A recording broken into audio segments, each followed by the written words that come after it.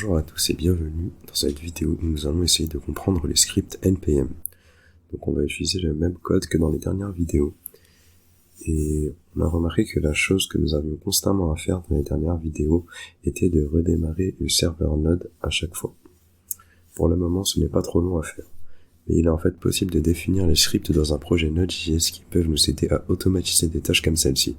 Nous pouvons également les utiliser pour d'autres tâches, mais surtout pour cela. Ils peuvent être utiles et nous allons utiliser une fonctionnalité que nous n'avons pas utilisée jusqu'à présent.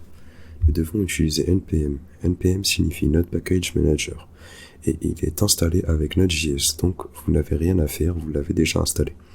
Maintenant, nous allons également utiliser NPM pour installer des paquets tiers supplémentaires dans notre projet. Donc les paquets qui ne sont pas inclus, nous allons utiliser NPM pour initialiser le projet ou pour y ajouter des fonctionnalités supplémentaires.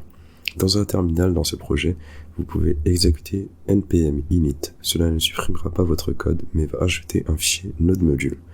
Appuyez simplement sur Entrée et vous serez invité à répondre à quelques questions ici. Il vous demandera tout d'abord le nom de votre paquet.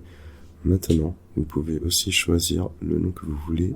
La partie entre parenthèses ici est toujours la suggestion, la valeur par défaut qu'elle choisira, si vous ne choisissez pas votre nom. Donc, vous pouvez essentiellement le faire pour toutes ces questions. Pour la description, vous pouvez le laisser vide. Il n'aura pas non plus de texte par défaut, mais vous pouvez également entrer du texte. Vous pouvez laisser la commande de tâche vide, choisir une licence, mais si vous ne prévoyez pas le partage public de ce projet, cela n'a pas vraiment d'importance. Donc, avec ce que vous avez obtenu, c'est ce fichier package.json. Vous voyez également tous ces paramètres ou configurations que vous venez de configurer et vous pouvez bien sûr les modifier là aussi. Donc si vous aviez une faute de frappe dans votre description, vous pouvez simplement la modifier ici.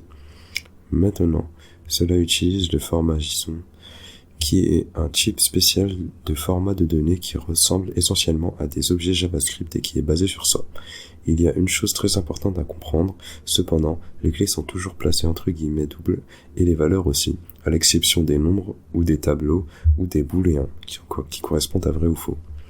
Pour que vous preniez ce que vous avez là, c'est essentiellement un fichier de configuration pour votre projet.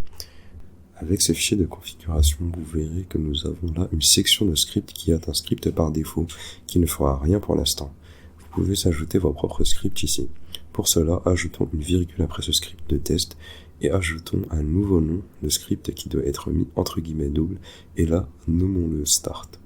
Maintenant, start est en fait un nom de script spécial comme vous le verrez dans une seconde. Alors assurez-vous de taper correctement puis entre guillemets, vous tapez une commande qui doit être exécutée. C'est donc une commande que vous pouvez également taper là-bas et là, nous devons toujours taper node app.js. Alors maintenant, mettons cela entre ces guillemets doubles ici, node app.js comme ça. Enregistrez ce fichier et vous pouvez exécuter npm start. Start est un nom réservé et il recherchera toujours le script de démarrage ici. Si vous faites cela comme vous pouvez le voir ici, exécutez simplement l'application Node.js. Donc, il fait la même chose qu'avant, mais maintenant, vous pouvez toujours bien exécuter cette commande au lieu d'exécuter l'application de node app.js.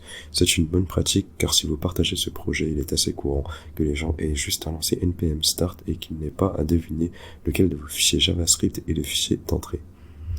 On peut arrêter le programme avec CTRL-C.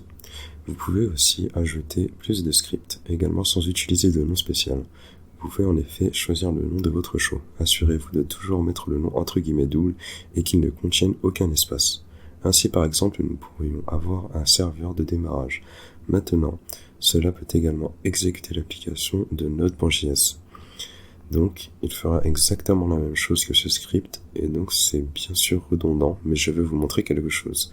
Et maintenant, si vous essayez d'exécuter npm start server, vous obtiendrez une erreur. En gros, vous obtenez une erreur car ce n'est pas une commande connue et en effet ce n'est pas parce que le simple fait de taper le nom du script ici que cela fonctionnera. Start était juste le cas spécial, comme je l'ai mentionné. En effet, pour les scripts normaux avec leur propre nom personnalisé, vous devez exécuter npm run puis votre nom de script. Donc npm run start server démarra également le serveur. Maintenant, comme mentionné avant, c'est bien sûr redondant, le démarrage de NPM est beaucoup plus court. Mais je veux que vous puissiez comprendre comment vous pouvez ajouter vos propres noms de script. Pour l'instant, utilisons simplement ce script de démarrage npm start pour démarrer notre application de manière plus pratique.